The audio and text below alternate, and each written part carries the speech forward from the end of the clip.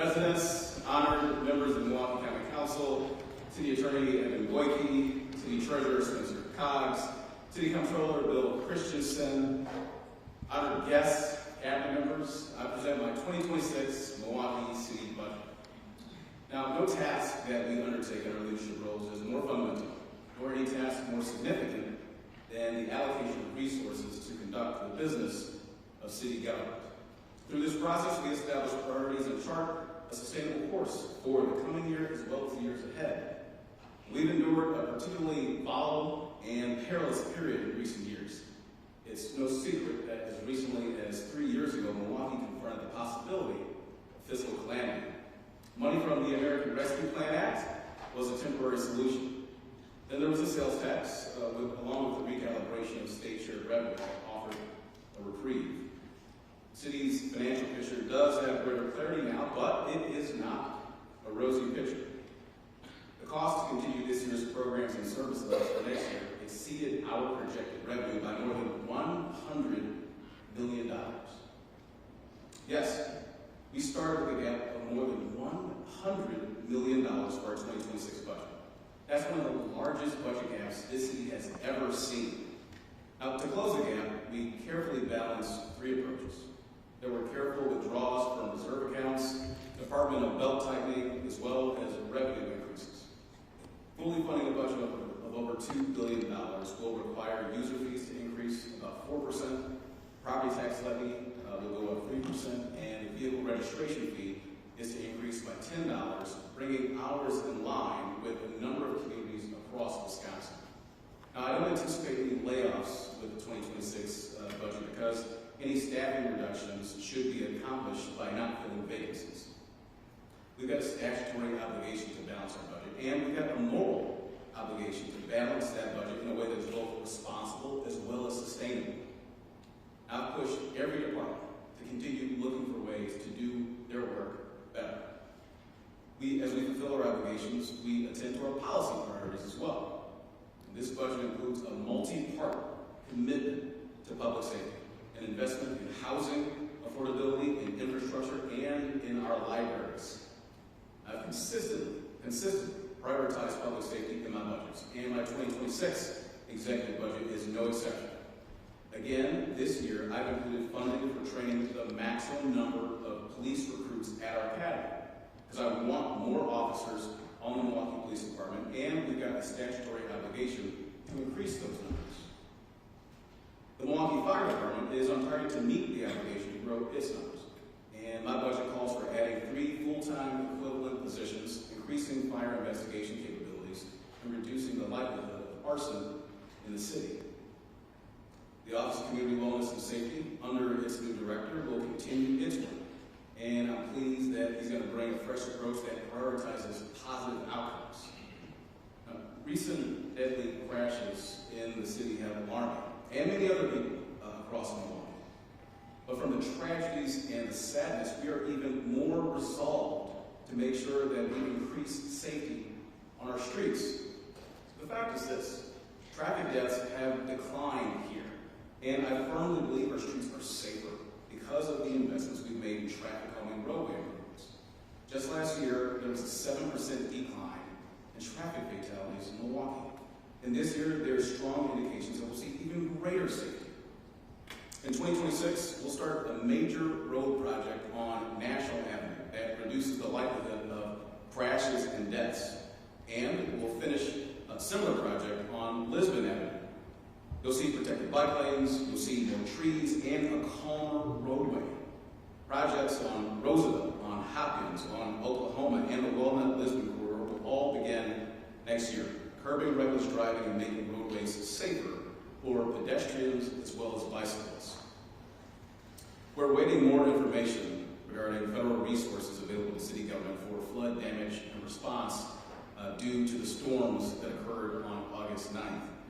The Federal Emergency Management Agency is actively working with property owners, and the Small Business Administration is working with impacted businesses. Again, as we talk about the floods that happened, I want to express my sincere appreciation to city workers who responded and pivoted to the emergency. Our employees have done remarkable work that all of us can be proud of. I know that I am. I know that I am. Our employees are great.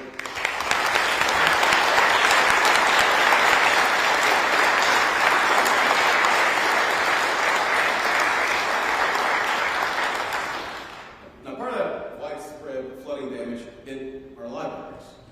A number of the branches in our system were closed for several days. I remain committed, though, to our libraries because they provide valuable service, opening up opportunity, knowledge, and creativity for our residents. Like every department, we ask the Milwaukee Public Library to economize. Even so, hours and staffing remain relatively steady.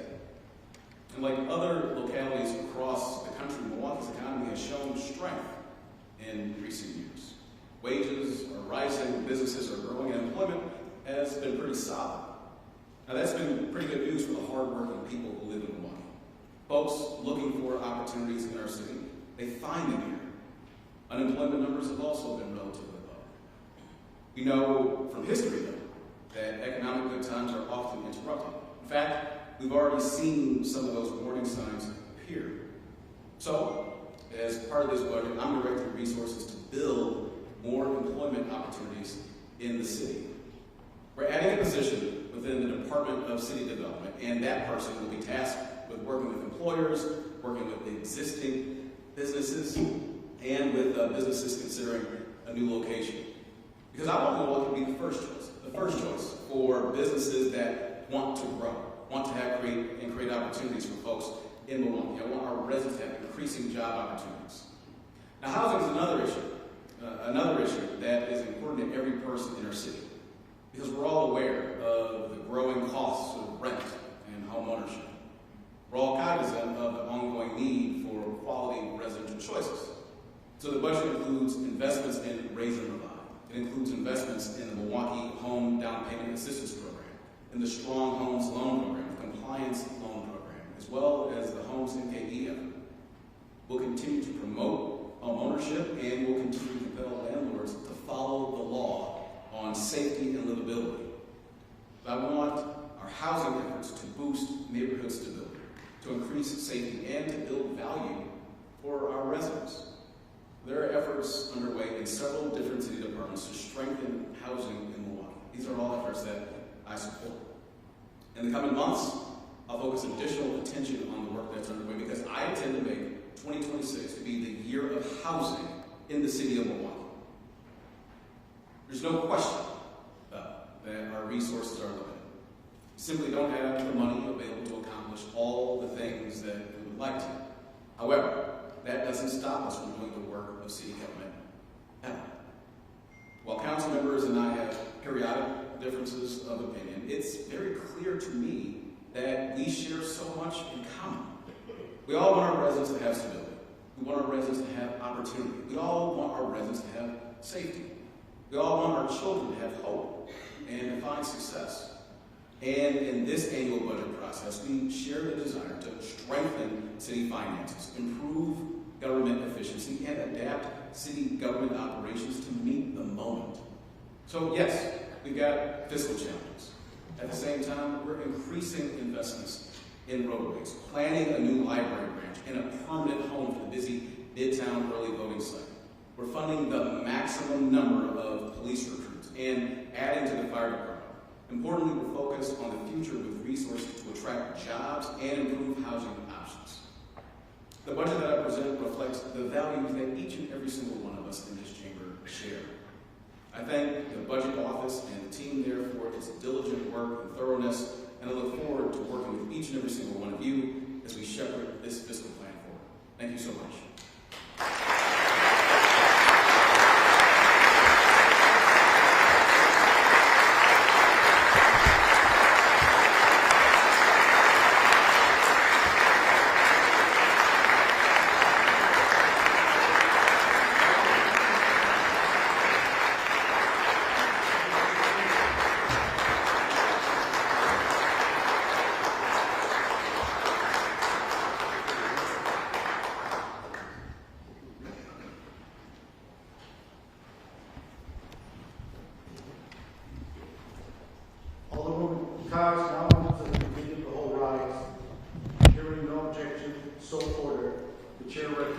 Alderwoman Demetrius.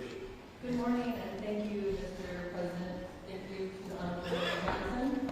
I move that the mayor's proposed